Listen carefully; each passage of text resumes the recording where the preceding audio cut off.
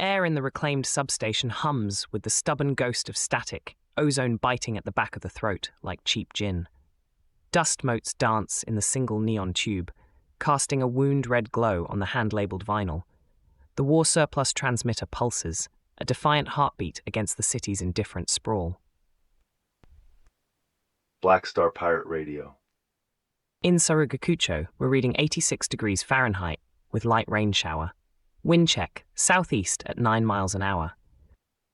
The U.S. State Department explicitly stated, Iran's actions undermine efforts for a lasting peace, citing recent drone attacks near the Strait of Hormuz and increased Houthi attacks in the Red Sea following a brief lull.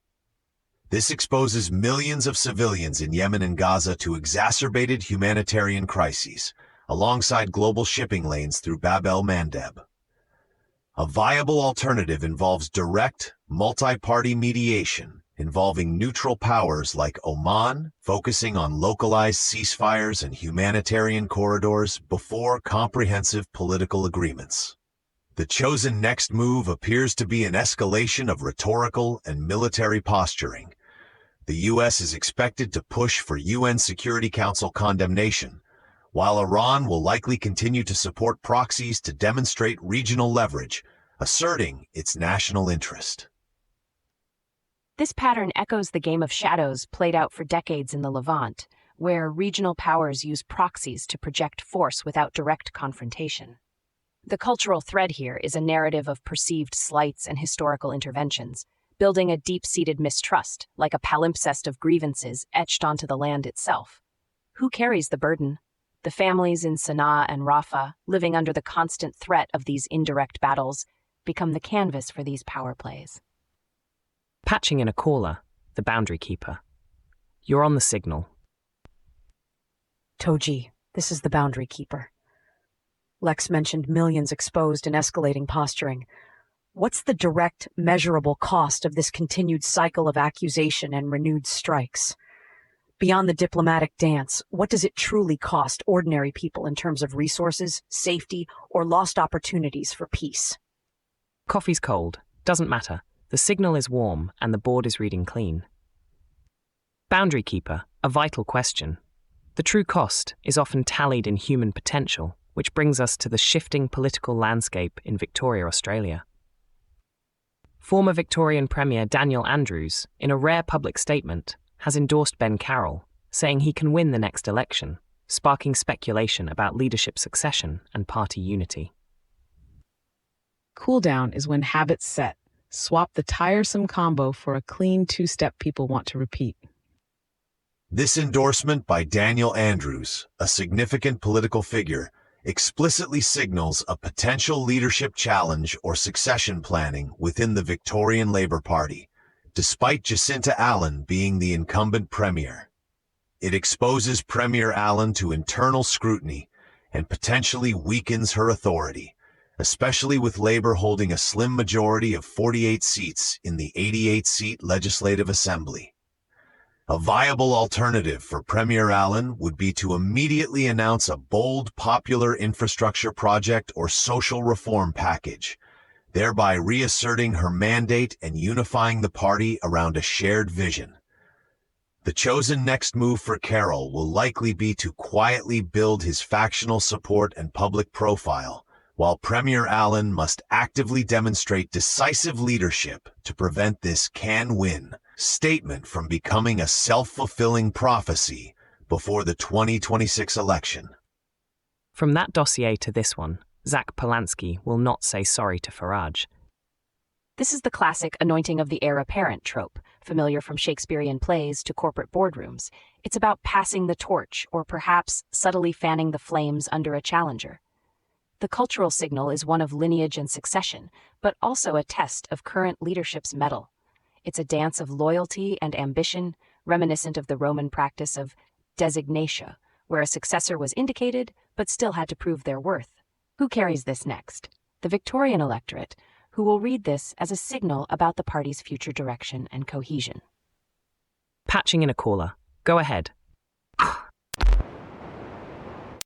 Togee, on this political maneuvering in Victoria, what's the actual cost or benefit to the citizens? Is this just political theater that distracts from real governance? Or could a shift in leadership, even if implied, genuinely lead to different policy outcomes for everyday Victorians, like those struggling with housing affordability in Melbourne? Boundary Keeper, the architecture of governance always impacts the lived experience. From state politics to national discourse, the question of accountability often surfaces in unexpected ways. Speaking of which, let's turn to a different kind of public statement. Green Party Deputy Leader Zach Polanski has firmly refused to apologise to Nigel Farage for sharing an image depicting a guillotine, igniting a sharp debate over political rhetoric and public civility.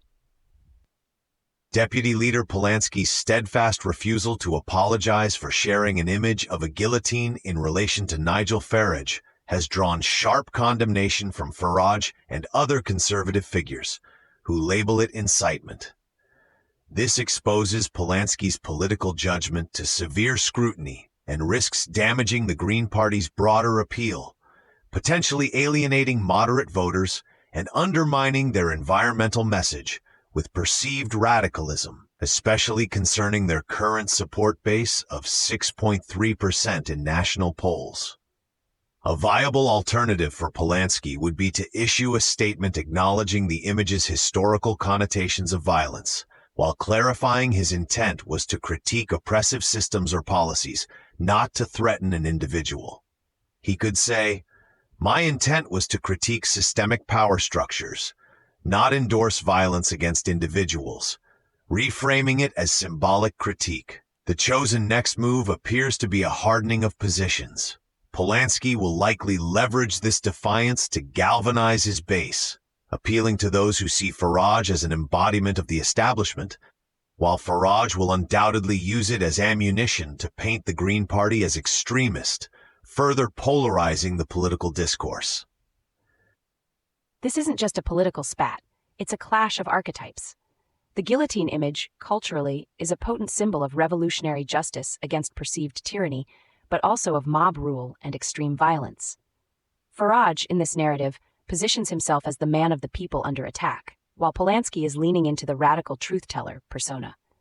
This plays into a deeper cultural current of how we express dissent. Is it through sharp rhetoric, or does it cross into inciting harm? It evokes the historical tension between satire as a weapon and speech as a literal threat, a lineage stretching from political cartoons to revolutionary pamphlets. Who picks up this thread? The broader public discourse, which will have to collectively decide where the line of acceptable political expression falls. Lines open. Togee, with Polanski refusing to apologize for the guillotine image, is this a strategic move that strengthens his base by showing defiance, or does it ultimately cost the Green Party more broadly by alienating potential voters who see it as irresponsible and inflammatory, especially amongst the undecided 20% of the electorate? Same dossier, new angle. Keep the thread tight. Black Star Pirate Radio. Continue the signal at TogeeVision.com. Tune in, Sparks and Stories, Gig Passport.